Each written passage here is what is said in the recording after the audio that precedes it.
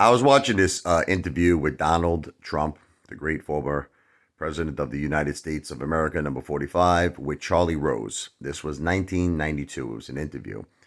And I got to tell you, this was during a time where he faced, it was the real estate crash and his properties, were pretty at the time highly leveraged, and he fought like a mother effer.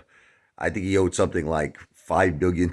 It was like something insane, but he fought like a mother effer to survive and to come back.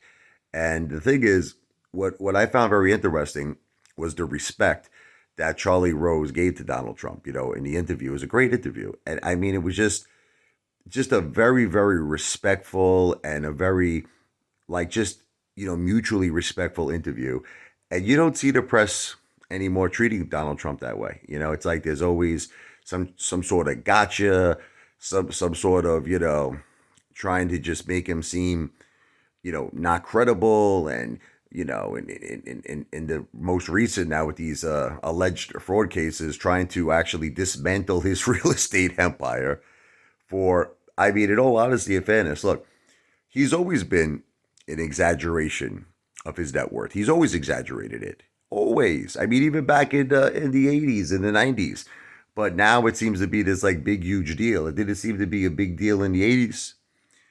You know what I mean? Like it didn't seem to be a big deal in the 90s, but now it's a big deal to the point where he might lose his New York, business license. They might force him to no longer do business in New York. I mean, it's crazy. Even potentially his kids, Don Jr., Eric Jr., to possibly restrict them from doing business in New York. And the fines could be as high as 250 million or higher. And it's all because of an exaggeration of his net worth.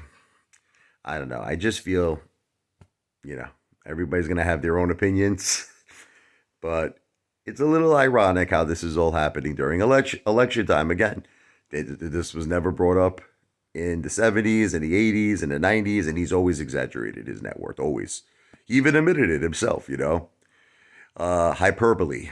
It's an innocent form of self promotion, but that's what he used to always say, Trump, that innocent form of self promotion really hit him hard now with this recent, New York district attorney case against, his exaggerations of net worth. But I will say this.